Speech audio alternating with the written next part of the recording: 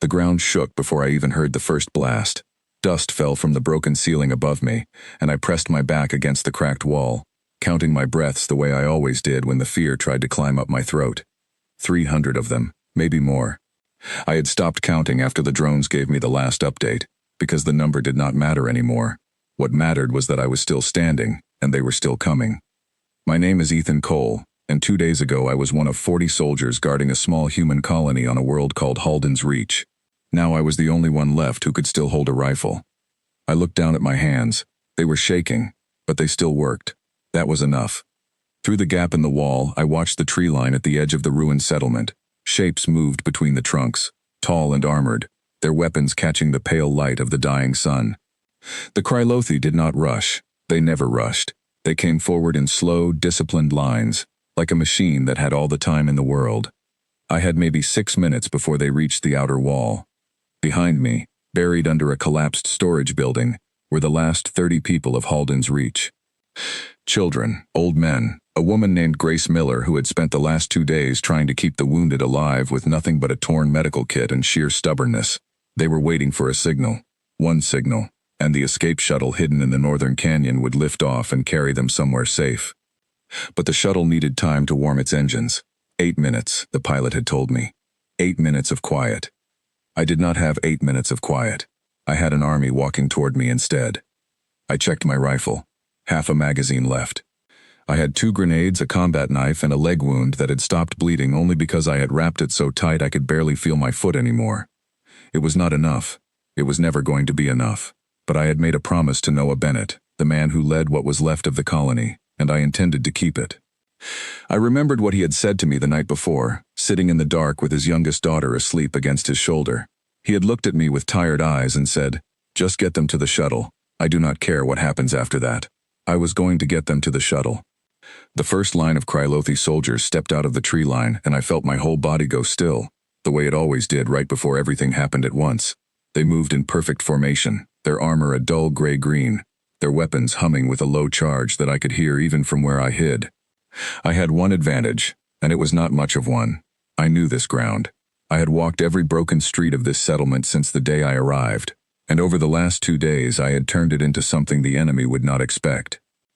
Wires ran along the collapsed doorway to my left, connected to a pair of scavenged charges pulled from a supply crate. A stack of loose rubble sat above the narrow alley to my right, rigged to fall with one pull of a cord. None of it would stop an army, but it might slow one down. It might buy a few minutes. And a few minutes was all I needed. The lead soldiers reached the outer wall. I watched through a crack in the stone, my heart pounding so loud I was sure they could hear it from across the field. I let the first group pass the alley. Then I pulled the cord. The rubble came down with a crash that echoed across the ruins, burying 3 of them under broken stone before they even understood what had happened. Shouts rose from the formation, sharp and alien, and the disciplined lines broke apart as more soldiers rushed toward the noise. I moved. I ran low along the collapsed wall, keeping to the shadows, putting distance between myself and the alley before anyone thought to look for where the attack had actually come from. My legs screamed with every step, but I kept moving, because stopping meant dying, and dying meant 30 people in a buried shelter never made it to that shuttle. I reached the old well at the center of the settlement and dropped behind its stone rim just as the first shots cracked through the air behind me. I peered over the edge. The Krylothi had spread out now, searching the ruins in small groups, their weapons raised, their movements careful and precise. They knew someone was here. They just did not know it was only one man. I checked my rifle again. Half a magazine. I closed my eyes for 1 second, just one, and thought about my mother's voice, about a home I had not seen in 3 years, about all the reasons I had to run instead of fight. Then I opened my eyes and pulled the second charge. The explosion tore through the collapsed doorway where a group of 6 soldiers had gathered, and the sound of it rolled across the ruins like thunder. I did not wait to see what happened. I was already moving again, circling wide, drawing their attention away from the buried shelter with every step. A shout went up, then another. I heard heavy footsteps pounding toward my position, and I ducked behind a fallen support beam just as a burst of energy fire tore through the space where I had been standing a moment before. This was it. They had found me. I fired back, 3 careful shots, and watched one soldier stumble and fall. The others scattered for cover, and for a moment, just a moment, the ruins went quiet except for my own ragged breathing. I checked the small communicator clipped to my collar. Grace Miller's voice came through, tight and frightened. "Ethan, we felt that. Are you still there?" "Still here," I whispered back. "Keep everyone down. Just a few more minutes." I do not know how many more minutes I have, I wanted to say. But I did not say it. I just closed the channel and looked out at the ruins, at the shapes moving between the broken buildings, more of them now, converging on my position from every direction. I thought about running. For one honest second, I thought about slipping away into the canyon and leaving the fight behind. But the shuttle was not ready yet, and every second I bought here was a second closer to those 30 people getting away.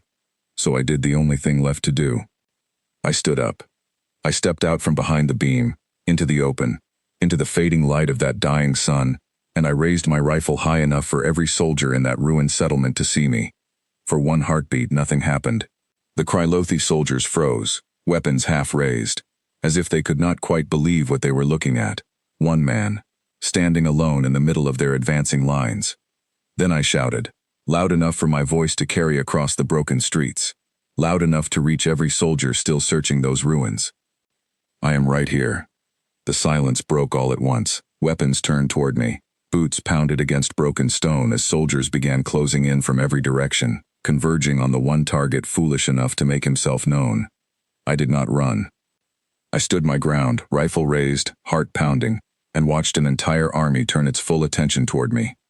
Behind me, somewhere beyond the ruins, I heard the faint hum of engines beginning to warm. The shuttle was starting. I smiled, even though my hands were shaking and my leg was screaming and I did not know if I would live to see the next sunrise. Whatever happened next, I had bought them their chance. And I was not going anywhere. The feed from the surface flickered across my screen, and for a long moment I forgot to breathe. "My name is Veska Thren, and I have commanded fleets across 17 worlds. I have watched armies fall in silence and armies fall in chaos. I have seen soldiers of a dozen species break, run, and beg. I thought I understood what courage looked like, and what it did not. I was wrong. I stood on the command deck of my warship, high above the world we called Halden's Reach, watching a single human hold off 300 of my soldiers with nothing but a rifle, a handful of explosives, and what I could only describe as pure, reckless will. My tactical officer, a broad soldier named Dren, stood beside me with his arms crossed, his patience thinning by the second. "Commander," he said, "this is taking too long. One human should not cost us this much time." I did not answer him right away. I was watching the screen, watching the human duck behind a stone wall, fire 3 precise shots and vanish before my soldiers could return fire. It was not luck. Luck does not repeat itself 5 times in a row. This was skill, sharpened by desperation into something close to art. "Increase the ground force," Dren said. "Surround the position. End this."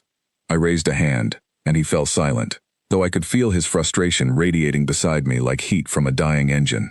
On my world, strength is not simply measured in numbers. It is measured in what a warrior is willing to give for something greater than themselves. Our histories are full of stories about single defenders who held mountain passes, who stood before invading fleets, who gave every soldier behind them enough time to escape. We tell these stories to our children. We build monuments to warriors who no longer exist, because in truth, we rarely see anything like that anymore. War has become numbers, and numbers rarely tell stories worth remembering. And yet here, on a broken little world at the edge of nowhere, one human soldier was rewriting everything I thought I understood about courage. "Pull the drone feed closer," I ordered. "I want to see his face." The image sharpened, and I studied him. Young, by human standards. Exhausted. Blood soaked through a bandage wrapped tight around one leg.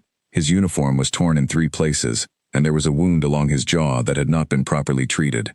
He should have been on the ground already. He should have surrendered an hour ago, the moment the odds became impossible.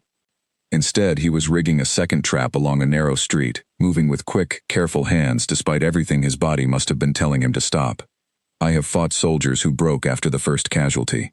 I have fought soldiers who fled the moment a battle turned against them.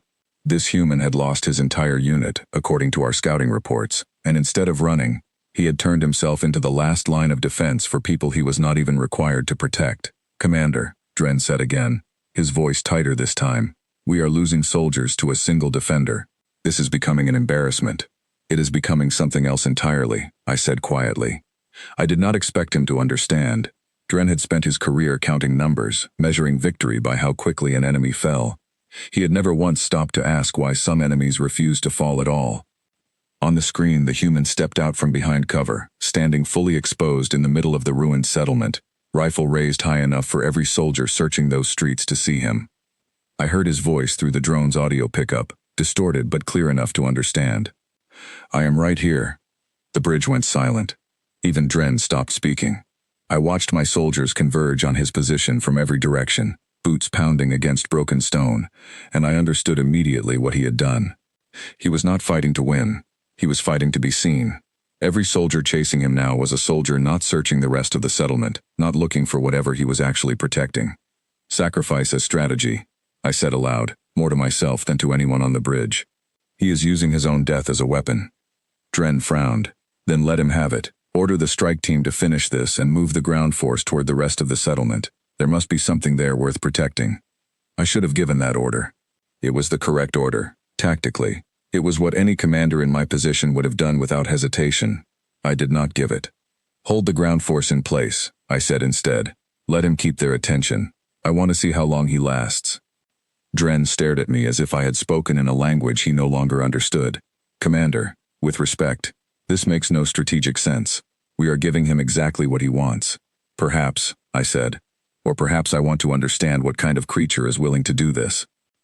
I did not explain myself further, because I did not fully understand it myself. I only knew that something in me, something old and half-forgotten beneath years of cold calculation, had woken up the moment I watched that human step into the open and shout his own location to an army 300 strong. For the next several minutes I watched him fight. I watched him duck through collapsing buildings, use the terrain like a second weapon, turn narrow alleys into killing grounds that cost my soldiers dearly for every meter gained. He was wounded, exhausted, alone, and outnumbered beyond any reasonable hope of survival. And still, he did not stop. I found myself leaning forward in my seat, my hands gripping the edge of the console, watching every movement with an intensity I had not felt in longer than I could remember. There was something in the way he fought, something raw and honest, stripped of all the careful strategy that fills the histories of great commanders. This was not a warrior calculating odds. This was a man who had already decided he was willing to give everything, and every choice after that decision became simple. I have led soldiers who fought because they were ordered to. I have led soldiers who fought because they feared punishment for cowardice. I have rarely, if ever, led a soldier who fought simply because someone he cared about needed more time. "Commander," Dren said, his voice carrying a warning now, "the ground force has taken losses we did not anticipate. If this continues, Command will ask why we allowed one human to cost us this many soldiers." I understood the warning beneath his words. My position was not without its own dangers. Fleet Command did not tolerate commanders who let sentiment interfere with strategy, and if word reached them that I had deliberately allowed a battle to drag on simply to observe a single enemy soldier, it would not be received well. I did not care. "Enhance the audio feed," I said. "I want to hear everything he says." The technician beside me adjusted the controls, and the human's voice came through clearer now, along with the sound of his breathing, ragged and uneven, and beneath it, the faint hum of something far away. An engine, warming slowly, hidden somewhere beyond the ruins. I understood then what he was truly protecting. "There is a ship," I said quietly. "He is buying time for an evacuation." Dren's expression shifted, some grudging respect finally breaking through his frustration. That would explain the pattern of his movements. He has kept our forces spread across the entire settlement instead of allowing us to concentrate our search. "Yes," I said, "and it is working." I watched him duck behind a low wall as fire tore through the space above his head, watched him return 3 shots with a steadiness that should have been impossible for a man who had been fighting for hours without rest. Somewhere behind him, in the ruins he refused to abandon, the sound of that engine grew steadily louder. "He knows he cannot win," I said. "He is not fighting for victory. He is fighting for time." "Then he will die for nothing," Dren said. "Once his people escape, there will be nothing left to protect. He will have no reason left to keep fighting, and no way left to survive." I did not answer, because a strange thought had already taken root in me, one I did not fully trust and could not yet explain. I did not want him to die for nothing. I did not want him to die at all. It was not sentiment, I told myself. It was not weakness, it was simple recognition of value, the kind any commander should feel toward a warrior of exceptional skill, regardless of what side of a battlefield they stood on. That was the explanation I gave myself, the one I could defend if anyone questioned my judgment. But even as I told myself that, I knew it was not the whole truth. I watched him fight for nearly another hour, watched him grow slower, watched his aim begin to waver as blood loss and exhaustion finally started to take their toll. And still he did not stop. Still he moved from position to position, drawing my soldiers deeper into a settlement that had become, in his hands, a weapon all its own. The engine behind him grew louder still, and I understood the moment was close. "Commander," Dren said carefully, "if the target escapes with his people, do you wish us to pursue?" I looked at the screen, at the human standing bloodied and exhausted amid the ruins of a world he had turned into his own personal battlefield, and I felt something settle inside me, quiet and certain, the way conviction always feels once it finally arrives. "No," I said. "Once the ship is away, hold all forces in place. Do not kill him." Dren stared at me. "Commander, that is not standard procedure." "I am aware," I said.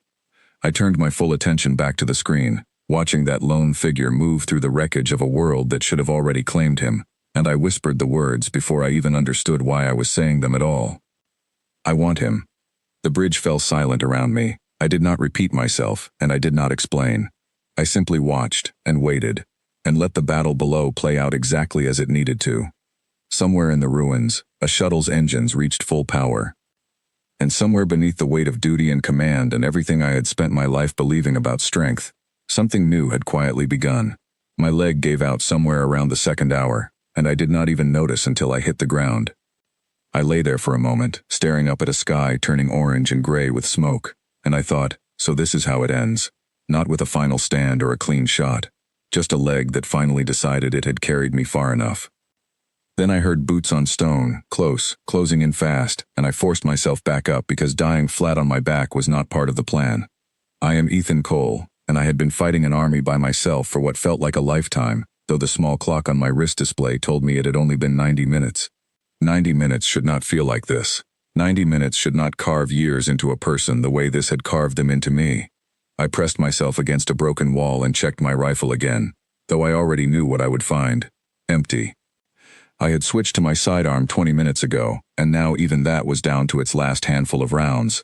"I is right here," I had shouted, and it had worked exactly the way I hoped. Every soldier in that settlement had turned toward me, and for a while, that had been enough. But an army does not stay confused forever, and mine had started fighting smarter. They had stopped rushing me in the open. Now they moved in careful pairs, covering each other, forcing me into smaller and smaller pockets of the ruins. I could feel the net tightening, feel the space I had left to move shrinking with every passing minute. I checked my communicator. Grace Miller's voice came through, breathless and afraid. "Ethan, the pilot says the engines are almost ready. 2 more minutes." 2 minutes, I said back. "I can give you 2 minutes." I did not know if that was true. I did not know if I had 2 minutes left in me at all. But there was no version of this where I said anything else. I pulled myself up and moved, dragging my bad leg behind me, working my way toward the last defensible position I had left, a collapsed watchtower near the edge of the settlement. If I could hold there, even for a short while, the angles would favor me. Narrow approach, high ground. It was not much, but it was something. Halfway there, I heard a voice. "Ethan." I froze, because I recognized it immediately, and because it should not have been possible to hear it at all. I turned, and there, standing in the ruined doorway of a building that had collapsed 2 days earlier, was Noah Bennett's brother, Liam. Except Liam had died in the first assault, 3 days ago, cut down before I had even reached the colony's outer wall. "I know you are not real," I said out loud, my voice cracking. Liam smiled the way he always used to, easy and a little sad. "Doesn't mean I am wrong, though. Get to the tower, Ethan. You are almost there." I blinked hard, and he was gone, and I told myself it was the blood loss, the exhaustion, the hours without water, and I kept moving because there was nothing else to do. I reached the watchtower and pulled myself up the broken stairs, each step sending fire through my leg, and settled into a gap in the crumbling wall that gave me a clear line down the main approach. My hands were shaking so badly now that I had to steady the sidearm against the stone just to keep it level. Below, I could see them regrouping, dozens of armored soldiers forming up at the base of the tower, weapons raised, waiting for the order to advance. I thought about my mother again. I thought about the letter I had never finished writing her, sitting somewhere in a data drive back at the main outpost, Half a message about how I was doing fine, everything was fine, do not worry. I laughed, quiet and broken, because nothing about any of this was fine. Ethan, Grace's voice came through the communicator again, shaking now. The engines are hot. We are ready to lift. Then go, I said. Go now. I will not leave you here, she said. You will, I said, and my voice came out steadier than I felt. You have 30 people counting on you to get them out of here. That matters more than one soldier who was never supposed to make it this far anyway. There was a pause, long enough that I thought the channel had dropped. Then she spoke again, and I could hear that she was crying. Thank you, she said, for everything. Get them home, I said. That is all I need. I closed the channel before she could answer, because I did not think I could hold myself together if she said anything more. Below the tower, the soldiers began to advance. I fired what rounds I had left, careful and slow, making every shot count the way I had been trained to years ago in a life that felt impossibly distant now. 2 fell, then 3. The rest kept coming, closing the distance meter by meter, and somewhere in the back of my mind I understood that this was likely the last position I would ever hold. I heard the shuttle before I saw it. A low roar rising from the northern canyon, engines burning bright against the darkening sky, climbing fast and steady, faster than I had thought possible for a ship that old. I turned my head just enough to watch it clear the ridgeline and vanish into the clouds, carrying 30 people away from a world that had tried its hardest to take everything from them. It made it. Relief hit me so hard that for a moment I forgot the danger closing in below, forgot the pain in my leg, forgot everything, except the simple, overwhelming fact that I had done what I set out to do. Then the wall beside me exploded in a shower of stone, and the world snapped back into focus fast. I dropped low, coughing through dust and smoke, my ears ringing from the blast. My sidearm had been knocked from my hand, skittering somewhere across the broken floor, lost in the debris. I searched for it desperately, fingers scraping across stone and rubble, and found nothing. Footsteps on the stairs, slow, deliberate, no longer rushing, because there was no longer any reason to rush. The shuttle was gone. Whatever purpose I had served was finished. All that remained was me, alone, unarmed, and completely surrounded. I pressed my back against the cracked stone and tried to steady my breathing, tried to find some last plan hiding somewhere in the exhausted corners of my mind. There was nothing left. No weapon, no cover, no trick of the terrain that could save me now. I thought about standing to meet whatever came through that doorway, because if this was the end, I did not want to spend it curled against a wall waiting for it. I pushed myself up, using the stone for support, and turned to face the stairwell just as the first soldier reached the top. He did not fire. I stood there, swaying slightly, waiting for the shot that would end everything, and it did not come. The soldier simply stood in the doorway, weapon lowered, watching me with an expression I could not read behind his visor. More soldiers gathered below, filling the base of the tower, and still none of them raised a weapon toward me. I do not understand, I said, more to myself than to anyone listening. Why are you not finishing this? No one answered. The soldier in the doorway simply stepped aside, making space, and I realized with a strange, cold clarity that something had changed. Something had shifted the moment that shuttle disappeared into the clouds, and whatever it was not the ending I had expected. I heard something new then, a sound cutting through the ringing in my ears. Footsteps, lighter than the armored soldiers around me, climbing the broken stairs with an unhurried, deliberate pace. I braced myself against the wall, unsure what I was about to face, unsure whether I had just been given a strange, brief mercy, or whether something far worse was climbing those stairs toward me. The footsteps stopped just below the doorway. I held what little strength I had left and waited. Whatever came next, I told myself, at least the people I had fought to protect were already gone, already safe, already somewhere far beyond this broken, burning settlement. Whatever happened to me now, I had already won the only fight that mattered. I straightened as much as my body would allow, and I waited to see who, or what, had stopped an entire army in its tracks. I ordered the shuttle to lower me onto the surface myself, and Dren followed close behind, his objections trailing after me like smoke I could not quite outrun. "Commander," he said again, "this violates protocol on nearly every level. A fleet commander does not walk into a battlefield to meet a defeated enemy in person." "He is not defeated," I said. "He is alive. There is a difference." Dren had no answer for that, though I could feel his disapproval radiating from him the entire descent. I did not blame him. What I was doing had no precedent in our recent history, No clean explanation that would satisfy the council if word of this reached them. And yet I could not make myself turn back. The ground troops parted as I crossed the ruined settlement, their formation rigid with the kind of confusion soldiers feel when an order makes no sense to them but they follow it anyway. I had told them to hold. I had told them not to kill him. Beyond that, I had given no explanation, because I did not yet have one that made sense even to myself. I reached the base of the broken watchtower and looked up at the narrow stairwell where my soldiers stood waiting, weapons lowered, watching me with the same confusion the rest of the ground force wore. I climbed the stairs alone. I found him exactly where the reports said I would, pressed against a crumbling wall, unarmed, wounded, exhausted in a way that went far beyond simple fatigue. He straightened as I stepped into the doorway, using what strength he had left to stand taller, to face me directly instead of collapsing the way any reasonable creature would have by now. I studied him for a long moment before either of us spoke. Up close, the damage was worse than the drone feed had shown. Blood had soaked through the bandage on his leg.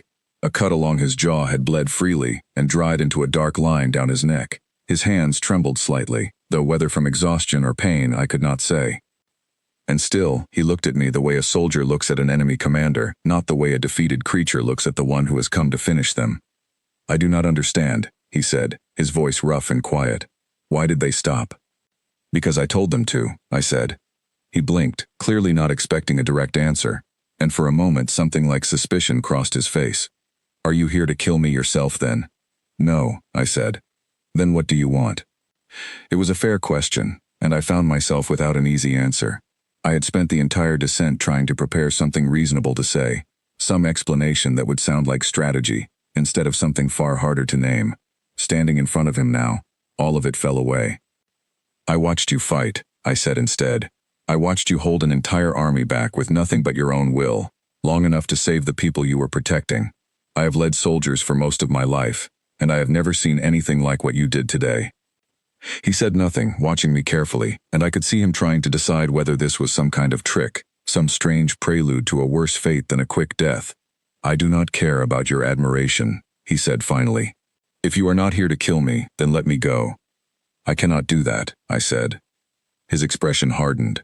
"Then say what you actually want, because I am done playing games with an army that spent the last 2 hours trying to kill me."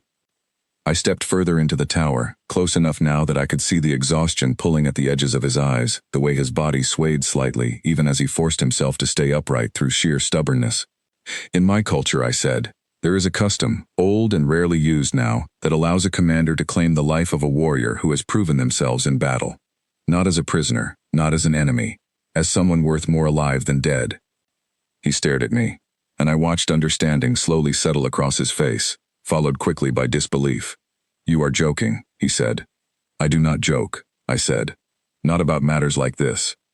"So what?" he said, his voice rising with something between anger and disbelief. "I fight an army to protect my people, and the reward is I become some kind of trophy for the commander who almost killed everyone I was trying to save." "That is not what I am offering," I said, though I understood why it sounded that way to him. "I am offering you your life, and the freedom to choose what you do with it. I am not offering you a cage." "Forgive me if I find that difficult to believe," he said. I did not blame him. I would have felt the same in his position, surrounded by an enemy that had spent hours trying to end my life, now suddenly speaking of freedom and choice as though the last 2 hours had never happened. I looked past him, out through the broken wall of the tower, toward the northern canyon where his people's ship had vanished into the clouds. "They are already gone," I said quietly.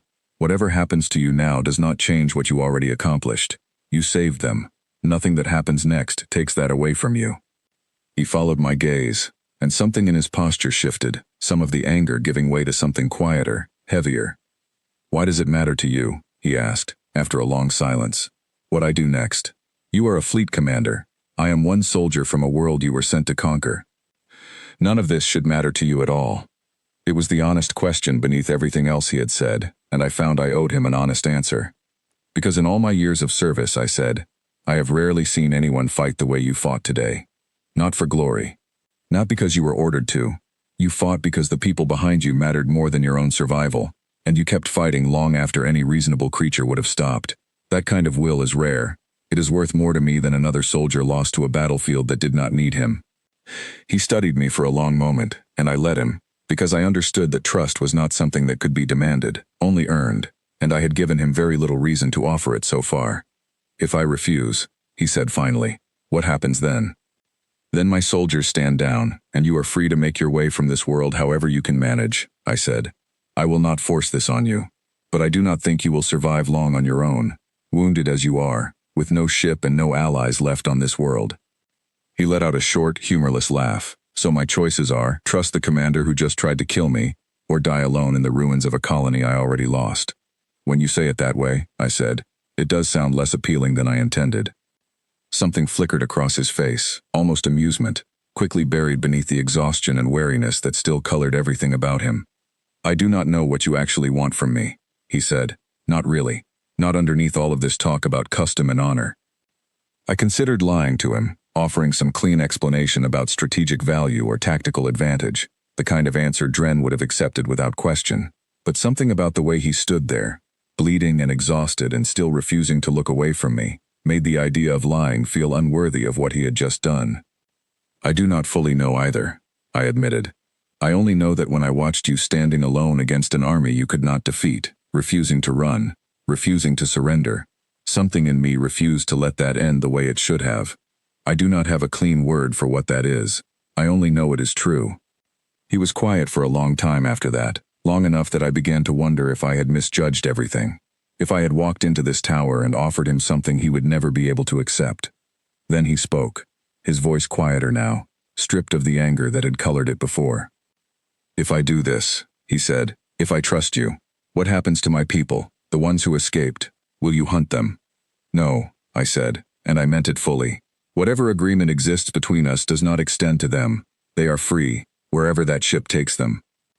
He studied my face for a long moment, searching for some sign of deception, and whatever he found, or did not find, seemed to settle something inside him. "I do not trust you," he said finally. "Not yet. Maybe not for a long time." "I did not expect you to," I said. "But I am tired of dying for a fight I cannot win," he said. "And you are the first reason I have had in hours to believe there might be something worth surviving for on the other side of this." It was not agreement, not fully. But it was enough, and I felt something settle in my chest that I did not have a name for, something that had nothing to do with strategy or duty or anything I had built my career upon. I extended a hand toward him, an old human gesture I had studied but never used, and after a long moment of hesitation, he reached out and took it. His grip was weak from exhaustion, but steady enough to mean something. Behind me, I heard Dren's footsteps on the stairs, and I knew the conversation that awaited me once we returned to the ship would be far more difficult than anything that had just happened in this tower. But for now, standing in the ruins of a battlefield that should have claimed him, I found I did not care. Whatever came next, I had already made my choice. And so, it seemed, had he. I woke up on a ship that was not mine, in a bed built for a body slightly different from my own, and for a moment I forgot everything that had happened.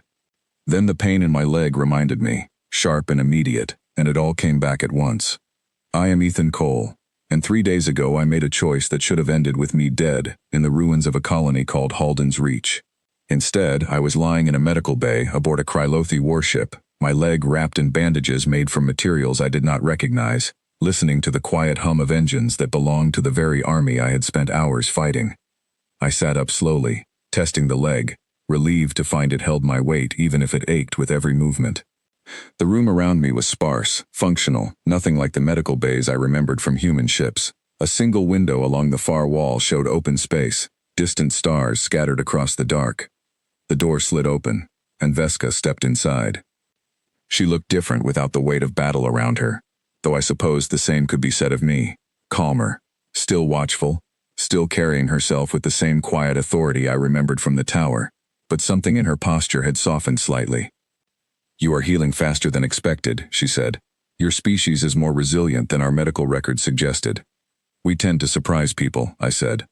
A faint smile crossed her face, there and gone quickly, as though she was not entirely certain it belonged there. "I need to tell you something," she said, "and I want you to understand it before you ask any questions. My decision to bring you here was not well received by my command." "I figured as much," I said. "You broke a lot of rules to walk into that tower. More than you know," she said. "There are those in my fleet's leadership who believe I acted out of weakness, who believe that showing mercy to an enemy, especially one who cost us as many soldiers as you did, undermines everything we are meant to represent. I studied her carefully. What happens to you because of that? I have been summoned to answer for my decision, she said. There will be questions, consequences, possibly, depending on how the council chooses to view what happened on that world. I felt something uncomfortable settle in my chest, something close to guilt, though I was not entirely sure it belonged there. You are in trouble because of me. I am in trouble because of a choice I made myself, she said. You did not force my hand. I could have ordered the strike team to finish the fight the moment your people's ship cleared the ridgeline. I chose not to. That choice belongs to me, not you. I did not fully believe her, not completely, but I understood she needed me to hear it that way, and so I let it stand. What will you tell them? I asked. Your counsel. The truth, she said. That I watched a single soldier hold an army to a standstill through nothing but skill and will, and that I judged such a warrior more valuable alive than dead. Whether they accept that reasoning is not something I can control. And if they do not accept it, I said, then I will face whatever consequences follow, she said simply, as though the answer required no further consideration. I sat with that for a long moment, turning it over in my mind. I had spent my whole life believing the Krylothi were simply an enemy, a faceless force that had come to take everything from my people. Sitting here now, listening to this commander speak about honor and consequence with the same weight I would have expected from any officer I had ever served under, I found that belief harder to hold on to than it used to be. What happens to me now? I asked. Once your council finishes deciding your fate. That depends partly on you, she said. You are not a prisoner here. You are free to leave this ship the moment you are strong enough to survive on your own, and I will provide passage to wherever among the free worlds you wish to go. And if I choose to stay? I asked. She was quiet for a moment before answering. Then you would be the first human to walk freely among my people. It would not be simple. There would be those who see you only as an enemy who should have died on that battlefield, regardless of what I believe. I thought about the colonists on that shuttle, scattered now somewhere among the free worlds, safe because of a choice I had made without hesitation. I thought about the soldiers I had fought beside before this war took them from me one by one. I thought about a war that had cost both sides more than either seemed willing to admit, and a commander who had looked at an enemy soldier and seen something worth saving instead of something worth destroying. I do not know what staying would even look like, I said honestly. Neither do I, she admitted. This has never been done before. We would be building something without a map to follow. I found myself, strangely, not afraid of that uncertainty the way I expected to be. There is a saying, I said, from where I grew up. Sometimes the bravest thing a person can do is not fight the battle in front of them, but choose to build something different once the fighting stops. That is a wise saying, she said. My mother used to say it, I said. She never got to see how much of it I would end up needing. Veska studied me for a long moment, something thoughtful in her expression. If you choose to stay, she said, it will not be without difficulty. There will be those on both sides who see this as a betrayal, or a mistake, or something worse. I have spent my whole life doing things other people thought were mistakes, I said. Standing alone against an army probably tops that list. A small laugh escaped her, quiet and unguarded, the first genuine sound of amusement I had heard from her since we met. It suited her more than the careful composure she usually wore. I need time, I said, to heal, to think, to figure out what any of this actually means, for me, for my people, for whatever this is that is starting between our two sides. Take the time you need, she said. Nothing about this needs to be decided today. She turned to leave, then paused at the door, looking back at me with an expression I could not fully read. For what it is worth, she said, whatever you choose, what you did on that battlefield changed something in me that I do not think can be undone. I have spent my career believing strength was only found in numbers, in armies, in the calculations of victory and loss. You showed me something different. I did not know how to answer that, so I simply nodded, and she left, the door sliding closed quietly behind her. I sat alone in that small medical bay for a long time afterward, looking out at the stars scattered across the dark, thinking about everything that had happened since I first heard the ground shake beneath me on a world called Halden's Reach. I thought about Noah Bennett and his daughter, somewhere safe now among the free worlds. I thought about Grace Miller, who had kept 30 people alive through 2 days of chaos, with nothing but stubbornness and a torn medical kit. I thought about every soldier I had lost before this fight even began, and the promise I had made to make sure their sacrifice meant something. And I thought about a Krylothi commander who had walked into a battlefield alone to offer an enemy soldier a choice instead of an ending, risking everything she had built her career upon simply because she believed something in me was worth saving. I did not know what came next. I did not know if this strange, fragile beginning between us would survive the weight of everything working against it, the politics, the war, the deep and ancient mistrust between our two peoples. But for the first time since the fighting began on that dying world, I found myself looking forward instead of only surviving, and that alone felt like something worth holding on to. Whatever happened next, I would not be facing it alone. And somewhere among the stars, a war that had once seemed simple was about to become something far more complicated, for both sides, in ways neither of us could yet fully understand. The story was only just beginning.